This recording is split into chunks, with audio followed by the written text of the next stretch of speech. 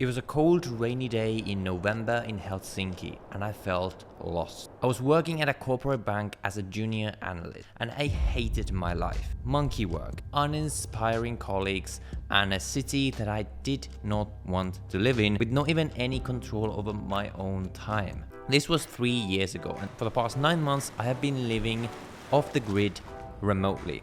My main base is in Dubai, where I spend 4 to 6 months of the year, and the rest of the time I travel around the world, staying in different locations for a few weeks to a few months at a time, allowing me to experience the world while living my normal life essentially. Right now, I'm in Thailand, but I'm not on holiday in these places. I wake up to a beautiful view, have breakfast, and go write some code in the pool for the entire day, while sometimes venturing out to do some adventuring, of course. I own almost nothing, and I don't have a permanent address. I don't live like most people, and most of the people I know are either extremely jealous of the life that I get to live, or they think I'm completely crazy. I probably am crazy. So in this video, I want to tell you why I live a life like this, why I don't live like most people, and why more and more the life that most of us consider normal offers a dramatically worse quality of life than the alternative, which is what I call the remote lifestyle. And most importantly,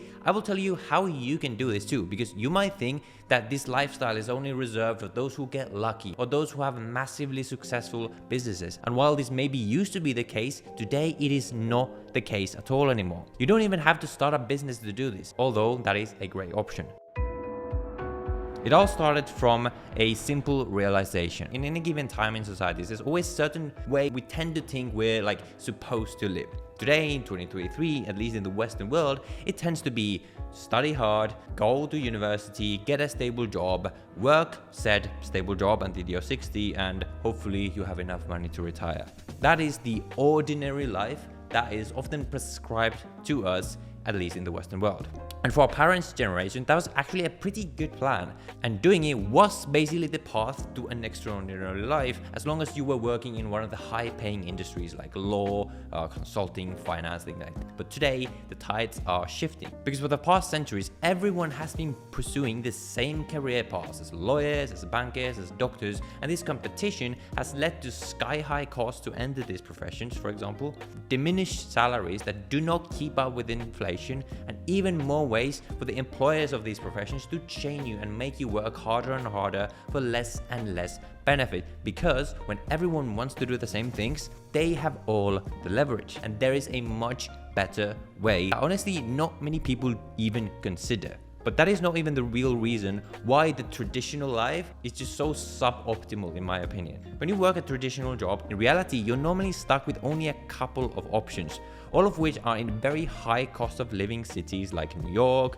London, Toronto, etc. So while you might on paper make a lot of money, you don't actually get to keep a lot of it. And to prove that to you, let's do some math. An investment banker in London might be making £150,000 per year living in London.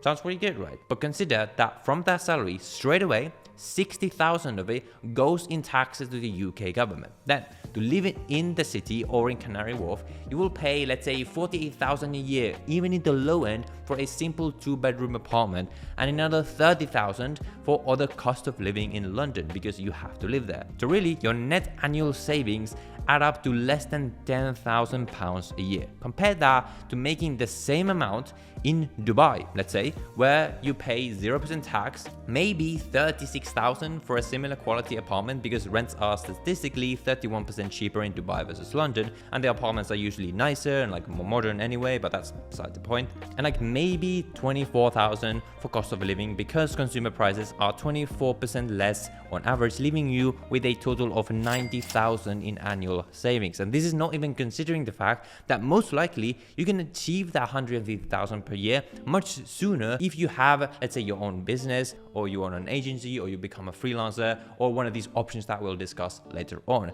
rather than working 10 years in banking where you really have no way to accelerate that path. And you get to live in an amazing climate in the winters, and in the summers you can just be in Europe or US or wherever you want while maintaining residency in Dubai. Now, maybe you hate Dubai, maybe you would never even consider living there, and that is completely fine. The point of this is that when you're not tied to a specific place, you can choose where to live and make the most of the money that you do make. Maybe you don't earn a lot of money and you want to live in Thailand, which is where I'm currently at. You can do that. Maybe you always like the idea of living in South America.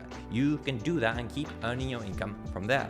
And it doesn't end there, because you don't even have to pick just one place. Like, I haven't done that. You can live in London for 2 months, in Thailand for 4 months, in Japan for 2 months, and keep doing your work from all of these places without having to ask for permission from anyone. All of this is what I realized when I was sitting in that office in Helsinki. If I wanted to achieve the financial success I wanted and the freedom that I wanted to have in my life, I would realistically have to work this job for 40 years while saving like crazy to maybe be able to retire at 65 to be able to have this freedom. Not a very inspiring life. So I decided to start doing some research into what I could possibly do to escape this life. And really, I thought hard about what I actually wanted. And long story short, I ended up learning programming and content creation. And today I run 2 businesses, one of which is a content business over on my main channel, Internet Made Coder, where I help people learn to code. And I earn my income from ads, sponsors, and my own digital products, plus coaching. And at the same time, I am co-founding a tech startup where I am the CTO / the lead software engineer. So these are the 2 things that I am doing, and that allows me to live this remote lifestyle. But these are absolutely not the only options. And these options is what I want to talk about now.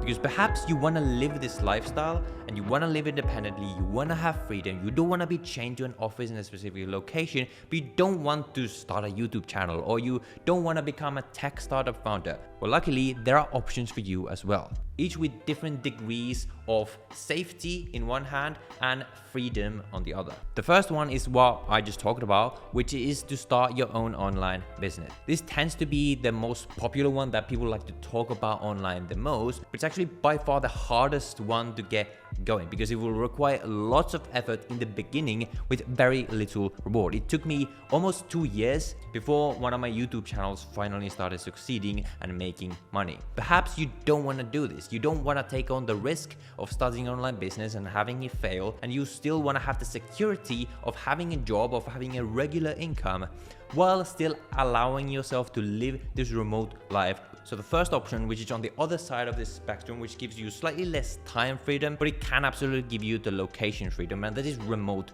jobs. There's lots of companies in lots of different industries that hire people remotely. A lot of jobs like programming, graphic design, sales, copywriting, they don't necessarily require you to be in a specific location. Over on my other channel, I teach people how to learn to code. And while you can learn to code and get a traditional job of working for a company, which is fine as well, you can also use coding skills, for example, to just find remote jobs. It might require you to start your career working in a specific location like I did, but then often later on, especially you get more senior, and especially as you have more leverage over your employer, you will have more and more opportunities to actually transition into more remote roles. And the third option, which is actually a very good middle ground between these 2 other options, is something called freelancing. So freelancing is essentially you're self-employed, but in practice, it's almost like having a job, except you don't have a lot of the restrictions a traditional job might have, because you're essentially just hired for them for a specific job, for a specific project. Because often, for example, in the programming field, freelance programmers tend to make a lot more money for the exact same experience level compared to regular employees. So especially if you maybe have a couple of years experience in whatever field you're in, you might consider going freelancing, because on top of getting paid more and getting you closer to your financial goals, freelancers often have absolutely no requirements as to where in the world that they can work. So being a freelancer is a very common path to work remotely from anywhere in the world.